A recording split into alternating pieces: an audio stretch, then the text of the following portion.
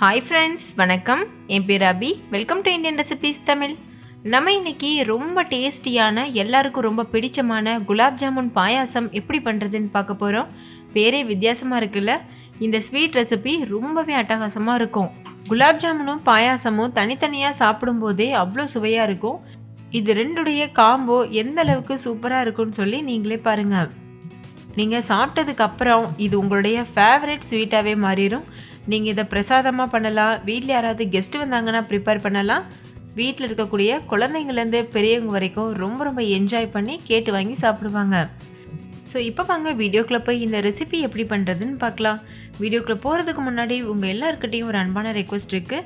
நீங்கள் நம்ம சேனலை ஃபஸ்ட் டைம் பார்க்குற ஃப்ரெண்ட்ஸாக இருந்தீங்கன்னா இந்த வீடியோக்கு கீழே இருக்க ரெட் கலர் சப்ஸ்கிரைப் பட்டனை கிளிக் பண்ணி சப்ஸ்கிரைப் பண்ணுங்கள். கூடவே இருக்க பெல் சிம்பலையும் கிளிக் பண்ணுங்கள். அப்போ தான் நான் தினம் அப்லோட் பண்ணுற புது புது ரெசிபிஸை நீங்கள் மிஸ் பண்ணாமல் பார்க்க முடியும்.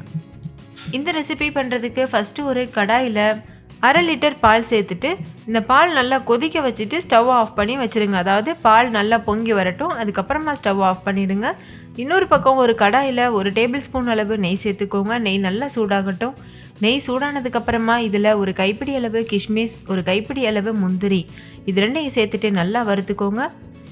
இது ஆப்ஷனல், உங்களுக்கு விருப்பம் இருந்தால் சேர்த்துக்கோங்க. லோ ஃப்ளேம்லேயே வச்சுட்டு பொன்னிறமாக வரது வரைக்கும் வறுத்துக்கோங்க. கிஷ்மிஸ்னால் உலர் திராட்சை. சில இடங்களில் கிஸ்மிஸ் பழம்னு சொல்லுவாங்க, சில இடங்களில் உலர் திராட்சைன்னு சொல்லுவாங்க. இப்போ இது நல்லா நம்ம வறுத்தாச்சு. இப்போ இது கூட 200 கிராம் அளவுக்கு சேமியா சேர்த்துக்கோங்க. இது வறுக்காத சேமியா. வறுத்த சேமியான்னு கடையில் கிடைக்கும். அது வாங்கினீங்கன்னா கூட நம்ம வறுத்துட்டு தான் பண்ணணும், அப்போ தான் டேஸ்ட்டாக இருக்கும். இப்போ லோ ஃப்ளேம்லேயே வச்சுட்டு இது நல்லா வாசனை வரது வரைக்கும் நல்லா வறுத்துக்கோங்க. இது ஒரு 5-6 நிமிஷம் வறுத்தாலே போதும். இப்போ இதில் ஒரு 1/2 ஸ்பூன் அளவு ஏலக்காய் தூள் சேர்த்துருக்கேன், நல்ல ஒரு ஃப்ளேவருக்காக. இப்போ இதை நம்ம நல்லா வறுத்துடலாம்.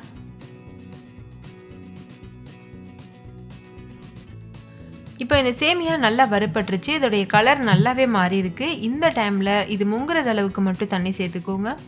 நான் ஒரு 100 ml அளவு தண்ணி சேர்த்துருக்கேன். ரொம்ப தண்ணி சேர்த்துடக்கூடாது, அதுக்கப்புறமா பாயாசம் டேஸ்ட்டாக இருக்காது. இது கூட இப்போ நம்ம காய்ச்சி வச்சுருக்கோம்ல பால், அதையும் சேர்த்துருங்க. சேர்த்துட்டு நல்லா மிக்ஸ் பண்ணிக்கோங்க. தண்ணி சேர்க்காத பால் சேருங்க, அப்போ தான் நல்லா க்ரீமியாக இருக்கும் நம்ம பாயாசம். இப்போ இது நல்லா கலந்தாச்சு. இப்போ லோ ஃப்ளேம்லேயே வச்சுட்டு இந்த சேமியா முழுமையாக வேகிறது வரைக்கும் நல்லா வேக வைங்க.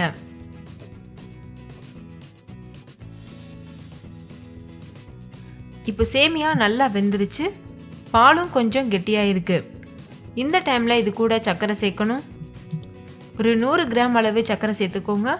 உங்களுடைய சுவைக்கேற்ப நீங்கள் சர்க்கரையோட அளவை அதிகப்படுத்திக்கிறலாம். சேமியா நல்லா வெந்ததுக்கு அப்புறம் தான் நம்ம சர்க்கரை சேர்க்கணும். அதுக்கு முன்னாடியே சேர்த்துட்டோம்னா சேமியா ஒழுங்காக வேகாது.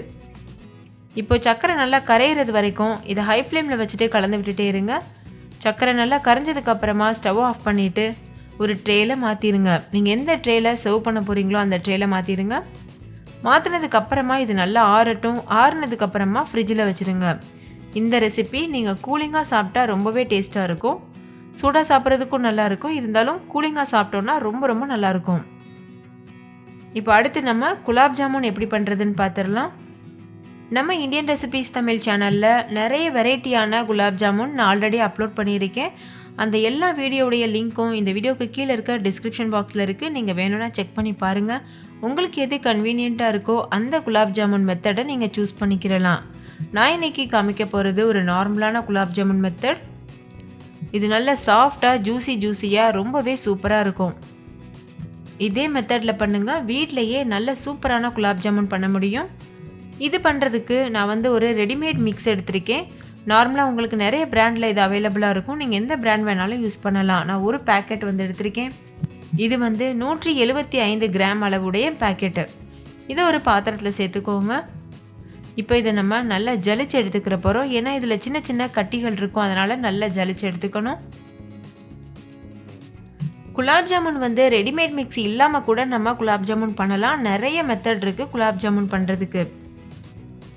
இப்போ இது நல்லா ஜலிச்சு எடுத்தாச்சு. பாருங்கள் எவ்வளோ நைஸாக இருக்குது, இல்லைன்னா இதில் கட்டிகள் இருந்திருக்கும். இப்போ இது கூட நம்ம பால் சேர்க்கணும். தேவையான அளவு பால் சேர்த்து நல்லா இதை பிசைஞ்சு எடுத்துக்கணும். ரொம்ப அழுத்தம் கொடுத்து பிசையக்கூடாது. நம்ம சப்பாத்தி மாவுக்கெலாம் பிசைவோம்ல, அந்த மாதிரி பிசையவே கூடாது. நார்மலாக இந்த விரல்களால் மட்டும்தான் பிசையணும்.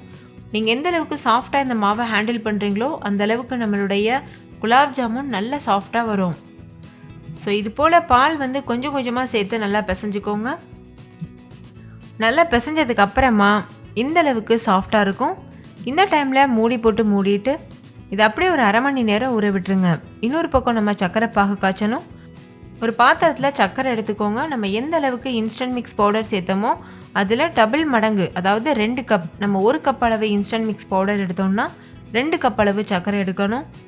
நீங்கள் எந்த கப்பில் அளந்து எடுக்கிறீங்களோ அதே கப்பில் நம்ம 2 கப் அளவு சர்க்கரை எடுக்கணும். நான் வந்து இந்த பாத்திரத்தில் தான் இன்ஸ்டன்ட் மிக்ஸ் பவுடர் வந்து அளந்து எடுத்திருந்தேன். ஸோ இதே பாத்திரத்தில் நான் 2 கப் அளவு சேர்த்துருக்கேன். அதுக்காக தான் ஆரம்பத்துலேயே நம்ம அந்த பேக்கெட்டை கொட்டி ஒரு பாத்திரத்தில் அளவு எடுத்துக்கணும். இப்போ அதே பாத்திரத்தில் 2 கப் அளவுக்கு தண்ணி சேர்த்துக்கோங்க. தண்ணி சேர்த்ததுக்கு அப்புறமா இதை ஸ்டவ் டாப்பில் வச்சுட்டு ஒரு 10 நிமிஷத்துக்கு இதை நல்லா கொதிக்க வைக்கணும். 10 நிமிஷத்துக்கு அப்புறமா ஸ்டவ் ஆஃப் பண்ணிவிட்டு இதை நம்ம ஒரு ஓரமாக வச்சிடலாம். நம்ம குலாப் ஜாமுன்களை பொரித்து போடும்போது இந்த சுகர் சிரப் வந்து வெது வெதுப்பான சூட்டில் இருக்கணும். ரொம்ப சூடாகவும் இருக்கக்கூடாது, அதே சமயம் ரொம்ப ஆறியும் இருக்கக்கூடாது. இப்போ 10 நிமிஷம் இது நல்லா கொதிச்சிருச்சு. இப்போ நம்ம ஸ்டவ் ஆஃப் பண்ணிடலாம்.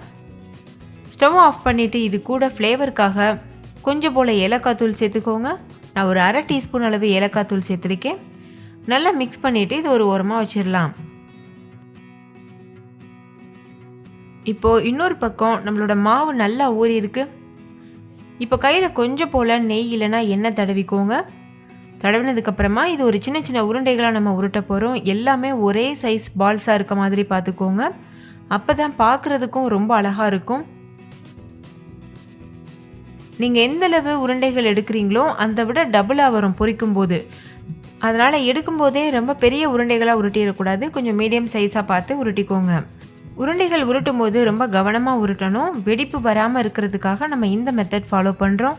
உள்ளங்கையில் வச்சுட்டு நல்லா அழுத்தம் கொடுத்து உருட்டிகிட்டே இருக்கும்போதே ரவுண்ட் ஷேப்க்கு கொண்டு வந்துடணும். பாருங்கள், இந்த மாதிரி ஒரு தடவை அழுத்தம் கொடுத்து உருட்டணும். அதுக்கப்புறம் உருண்டை ஷேப்க்கு கொண்டு வரணும். மறுபடிக்கும் அழுத்தணும், மறுபடிக்கும் உருண்டை ஷேப்க்கு கொண்டு வரணும். இப்போ நான் காமிக்கிறேன்ல, இதே போல் பண்ணுங்கள். அப்போ உங்களுக்கு நீங்கள் எண்ணெயில் போடும்போது குலாப் ஜாமுன் உருண்டைகள் வெடிக்காமல் வரும். இதே போல் மீதி இருக்க எல்லா மாவுலையும் உருண்டைகள் உருட்டி வச்சாச்சு. எல்லா உருண்டைகளும் ஒரே ஷேப்பில் இருக்குது. பார்த்தீங்களா? உருண்டை உருட்டும் போதுமே நம்ம வந்து கொஞ்சம் கூட விரிசல் இல்லாமல் தான் உருட்டணும். உருண்டைகள் உருட்டி வச்சதுக்கு அப்புறமா ஒரு பாத்திரத்தில் எண்ணெய் சூடுபடுத்திக்கோங்க, இல்லைன்னா நெய் சூடுபடுத்திக்கோங்க. இந்த எண்ணெய் ரொம்ப ஹாட்டாக இருக்கக்கூடாது, அதே சமயம் ரொம்ப வந்து லோ ஃப்ளேம்லேயே இருக்கக்கூடாது. மீடியமான ஃப்ளேமில் வச்சுட்டு மீடியமான சூடு அளவு வந்ததுக்கப்புறமா நீங்கள் உருண்டைகளை இந்த எண்ணெய்க்குள்ளே சேருங்க. சேர்த்ததுக்கப்புறமா மீடியம் ஃப்ளேம்லேயே வச்சுட்டு 2 பக்கம் திருப்பி விட்டு கோல்டன் ப்ரௌன் கலர் வந்ததும் வெளியில் எடுத்துருங்க. ஹை ஃப்ளேமில் வச்சோன்னா உருண்டைகள் வெடிக்கிறதுக்கு வாய்ப்பு இருக்குது. அதே மாதிரி வெளியில் சீக்கிரம் கரிஞ்சிரும், உள்ளே வந்து வேகாமல் இருக்கும். கைவிடாமல் இது போல் 2 பக்கம் திருப்பி விட்டுட்டே இருக்கணும். நம்ம இதை விட்டுட்டு இன்னொரு வேலை பார்க்க போயிட்டோன்னா ஒரு சைடு மட்டும் கலர் ஜாஸ்தியாக இருக்கும், ஒரு சைடு கலரே இல்லாமல் இருக்கும். அதனால் கைவிடாமல் கலந்துகிட்டே இருங்க. உருண்டைகள் நல்ல கோல்டன் ப்ரௌன் கலர் வந்ததுக்கப்புறமா நம்ம ஏற்கனவே செஞ்சு வச்சுருக்க சுகர் சிரப்பில் சேர்த்துருங்க. நான் சொன்னது போல் இந்த சர்க்கரை பாகு வந்து கொஞ்சம் வெது வெதுப்பான சூட்டில் இருக்கணும். இப்போ அது ஒரு 3 மணி நேரம் அப்படியே ஊற விட்டுருங்க. ஊறினதுக்கப்புறமா நம்ம செஞ்சு வச்சுருக்கிற பாயாசத்தில் சேர்த்துடலாம். இதை நம்ம அப்படியே கூட சர்வ் பண்ணலாம். ஆனால் நம்ம இன்றைக்கி குலாப் ஜாமுன் பாயாசம் செய்கிறோம்ல, அதனால் இந்த குலாப் ஜாமுன் உருண்டைகளை நம்ம பாயாசத்தில் சேர்க்கணும். குலாப் ஜாமுன் நல்லா ஆறுனதுக்கு அப்புறமா பாயாசத்தில் சேருங்க. சேர்த்ததுக்கப்புறமா மறுபடிக்கும் ஃப்ரிட்ஜில் வச்சுட்டு ஒரு 15 நிமிஷம் வச்சுருங்க. அதுக்கப்புறமா நீங்கள் இதை சர்வ் பண்ணலாம். இதை சில்லுன்னு சாப்பிட்றதுக்கு நான் சொன்னது போல் இது ரொம்பவே டேஸ்ட்டாக இருக்கும். அவ்வளோதான் ஃப்ரெண்ட்ஸ், நம்மளோட டேஸ்டியான குலாப் ஜாமுன் பாயாசம் சூப்பராக தயாராகிருச்சு. நீங்கள் கண்டிப்பாக இந்த ரெசிபியை ட்ரை பண்ணி பாருங்கள். உங்கள் வீட்டில் நடக்கக்கூடிய விசேஷங்களுக்கு, ஃபெஸ்டிவல்ஸுக்கெலாம் இந்த ரெசிபியை ட்ரை பண்ணுங்கள். வீட்டில் இருக்க எல்லோரும் கேட்டு வாங்கி சாப்பிடுவாங்க. ட்ரை பண்ணிவிட்டு உங்கள் எக்ஸ்பீரியன்ஸ் எப்படி இருந்ததுன்னு கமெண்ட்லேயும் கூட ஷேர் பண்ண மறந்துடாதீங்க. இந்த வீடியோ உங்கள் எல்லாருக்கும் ரொம்ப பிடிச்சிருக்கும்னு நம்புகிறேன். பிடிச்சிருந்தால் லைக் பண்ணுங்கள், உங்கள் ஃப்ரெண்ட்ஸ் கூட நிறைய ஷேர் பண்ணுங்கள். ஸோ அவங்களும் பார்த்து பயன்பெறட்டும். இன்னொரு சூப்பரான ரெசிபியோடு நான் உங்களை சந்திக்கிறேன். அதுக்கு முன்னாடி நம்ம சேனல் இந்தியன் ரெசிபிஸ் தமிழை சப்ஸ்கிரைப் செய்யாத நண்பர்கள் சப்ஸ்கிரைப் பண்ணிக்கோங்க. கூடவே இருக்க பெல் சிம்பலையும் கிளிக் பண்ணிக்கோங்க. அப்போ தான் நான் தினம் அப்லோட் பண்ணுற புது ரெசிபிஸை நீங்கள் மிஸ் பண்ணாமல் பார்க்க முடியும். தேங்க்யூ, பாய்.